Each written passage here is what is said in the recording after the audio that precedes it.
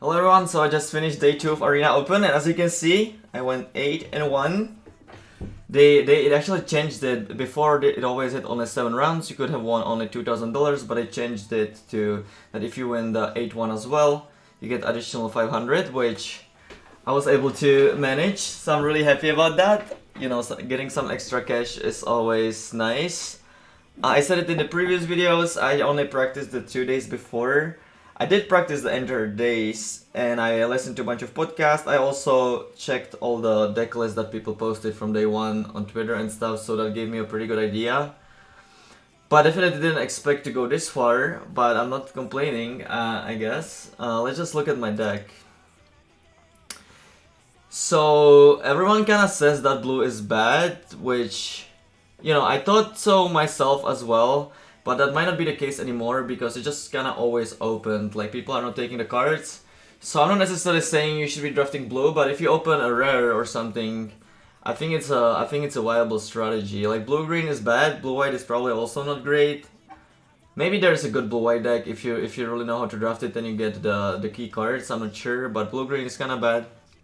Blue-red can be fine, I think, just because red's good. But I think blue-black is actually pretty good. Like, I just felt like my deck was really good. The reason why I went into blue was that I opened Geralf. I was a little bit worried because I never actually drafted blue-black before. I only saw, like, you know, many blue-black decks that did well on Twitter, so I had a good idea. And I knew that the key to this archetype is actually, I think this guy. You just, like, I guess you can have the Doomed Distender, which is also fine, but the problem with it is that if you don't have the exploit creature with it, it's kind of bad. But this guy is just, like, pretty good on its own, just like a 2-1 that gets additional 2-1s. It's pretty strong, but it also works with all the exploit creatures, so I think this is kind of the key to the archetype.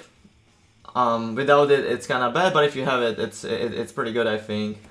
I'm kind of not sure how you should take it, because people are usually not taking it, so you can get it later. But then sometimes you don't take it, someone else takes it on the table, then it might be a little bit harder to get. So I'm not sure about that. But yeah, let's just look at my deck. So, you know, it was kind of perfect. I had second one of this in my sideboard. I don't think it's, like, strong enough so that you want to play 2, because if you draw both of them, it's kind of bad. Sometimes you don't have time for it. But it is a powerful card, and you're, like, sacking your own creatures, you're milling yourself and stuff. So it's not that hard to flip it, and it's really powerful in the late game, so I think it's fine to play 1. This was my last ad. I actually, in some of the rounds, I played the skeleton over it, but I was really unimpressed with it. I think it's fine if you don't have enough cheap fodder, or you have, like, a lot of exploit, then you can play it. But I already had, like, you know, this one, 3 of these guys, and not, like, infinite exploit, and I just thought it was, like, kind of underpowered. I didn't really want to draw it. If you have, like, more blood tokens, then it may be fine because you can just discard it to blood, and, you know, it's just free. But I just thought it was a little bit underpowered to play. Same goes for this guy. Like, it just, a lot of the times it's just a 1-1, doesn't really accomplish that much. And, you know, I have, like, a lot of removal, a lot of bounce, a lot of individually powerful cards, so I don't really need to put a flying on one of my dudes to win. It's not really what this deck is trying to do.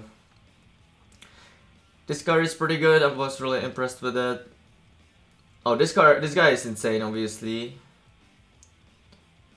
Oh, I had this rare as well.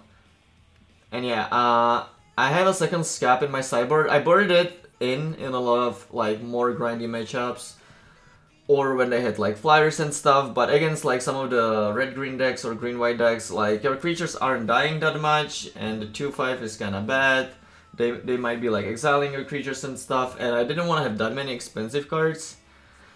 But it is pretty powerful. Like, a 2/5 that draws a card is powerful. So maybe I should have played it. I'm not, like, 100% about that.